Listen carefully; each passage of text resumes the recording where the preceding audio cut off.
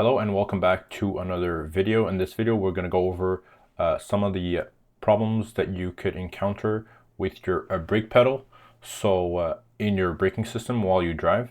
So there's three types of pedal symptoms. So hard pedal, low pedal, and then spongy. So low and spongy are kind of similar, but they have small differences. So this is the setup here. So your braking system with all your components. So we have, we'll start here, the footwell. So you have the brake pedal and then the brake pedal position sensor. And then we have the engine bay, whatever is in the engine bay here. So the vacuum pump, the brake booster, the intake manifold, brake fluid reservoir, master cylinder, and then the brake fluid level sensor. And then at the wheels, so if your car is running four-wheel disc brakes all around, so this is the setup here, so with all the components. And then if your car has rear drum brakes, so these are the components as well. So we're gonna list them.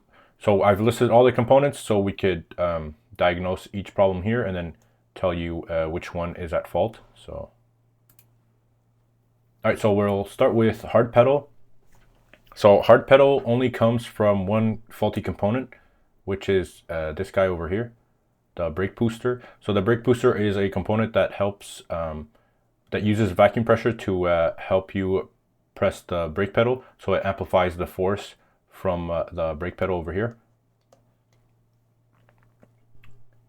And it amplifies that force with vacuum pressure. So there's going to be a vacuum hose linking the brake booster with the intake manifold, and then that's where it's going to draw its vacuum. And then the vacuum from the intake manifold is going to come from the engine,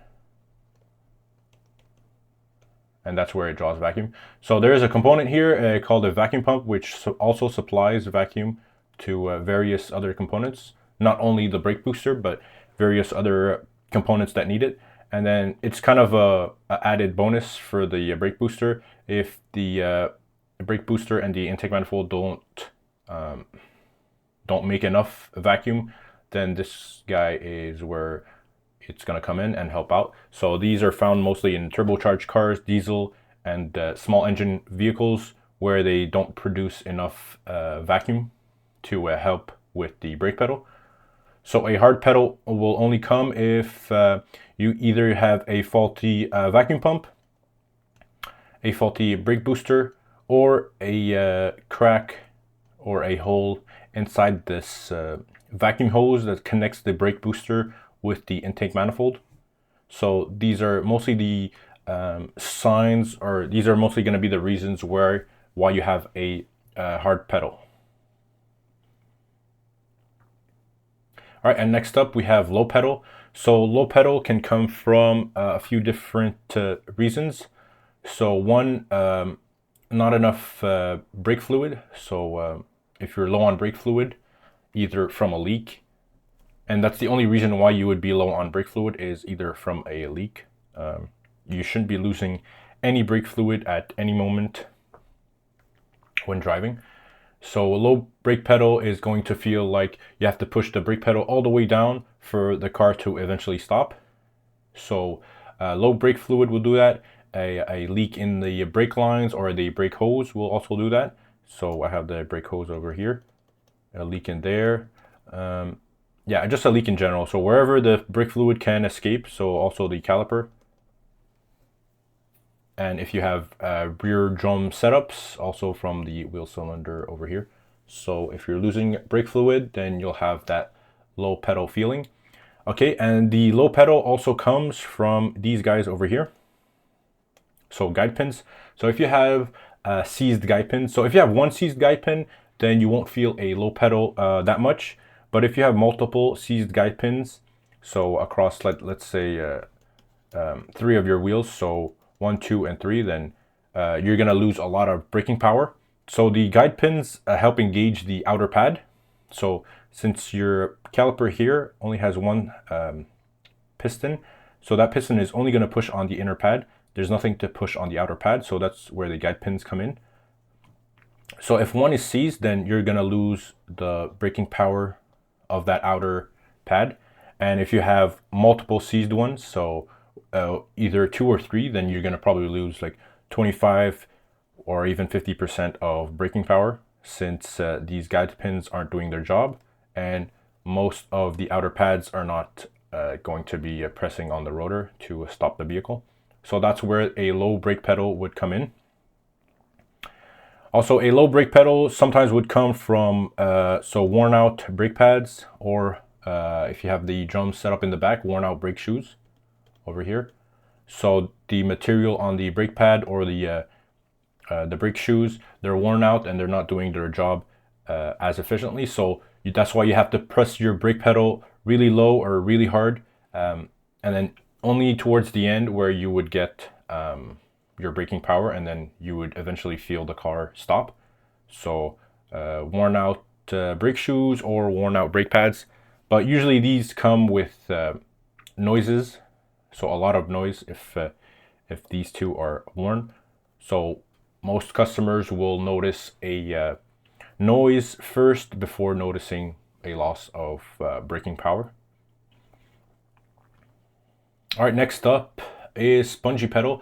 It's very similar to the low pedal, but it only happens with a few components. So from my experience, it's going to be either a faulty master cylinder, so the springs inside have failed, and then when you push with your brake pedal, there's no response on the master cylinder. It's not responding correctly. It's not pushing fluid out the brake lines and eventually into the calipers to stop your car. So either, so it's like a plunger inside with springs, and then they have, I think, 2 set up. So if one fails, then you have a backup one. And then sometimes, yeah, I think I learned that at school, I forgot. So I think if the first one fails, then you'll lose all braking power right away. So that's why it's important not the first one to fail. If the secondary one fails, then you still have your first one to as like a backup. So that's where the spongy pedal feel would come in if we would have a faulty master cylinder.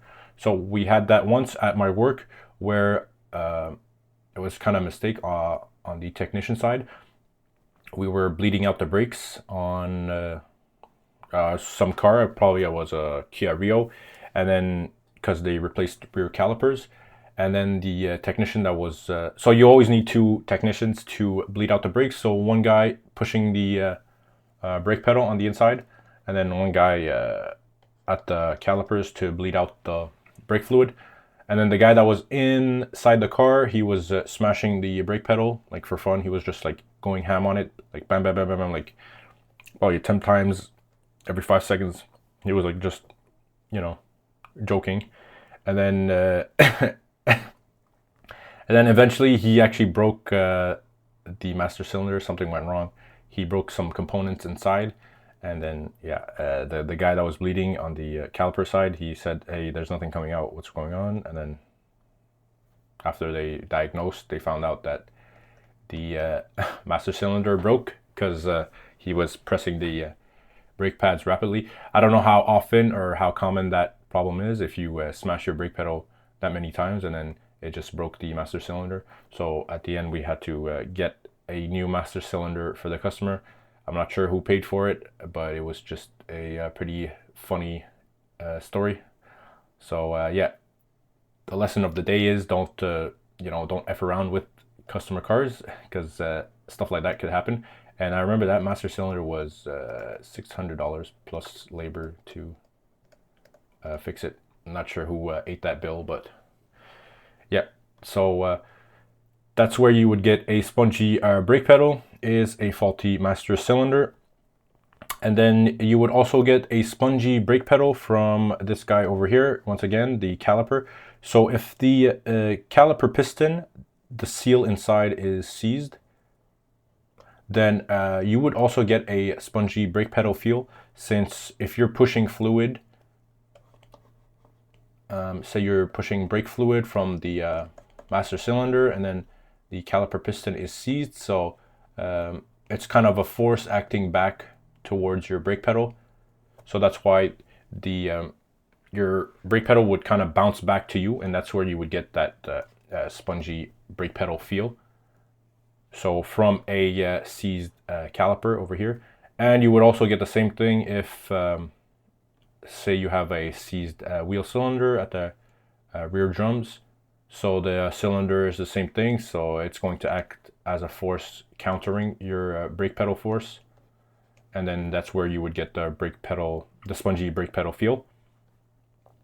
As well as spongy brake pedal is could also happen from seized drum brake hardware. So these guys over here. So if the springs are all rusted and they haven't been lubed and the car's been sitting a while, then this could happen if all those hardware is seized and they are not moving as they should. So when you press the brake pedal, you get no response. All right, so that's a bit more rare to have this scenario happen where the drums are seized. Since if you have rear drum brakes, then these should constantly be moving since you're actively using the drum brakes. But we'll go into that in another video where this hardware kit could seize because you're not using your handbrake enough. Okay, and then one more thing I forgot to mention is this is pretty rare, but so low or spongy brake pedal can actually come from contaminated brake fluid. So if it's getting old, or if you haven't changed it in a while, or if there's lots of moisture that got into that, then that could affect your brake pedal feel. Brake pedal feel, either into a low pedal or a spongy pedal. But that's a bit more rare.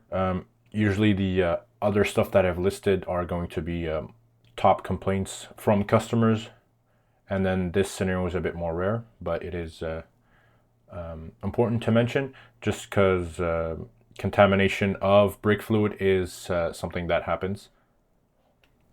All right, that's going to be it for this video, guys. Hope you find it helpful. Hope you find it valuable. Make sure you comment, like, and subscribe. If you have any questions, leave them in the comments below. And I'll see you guys in the next one. Take care.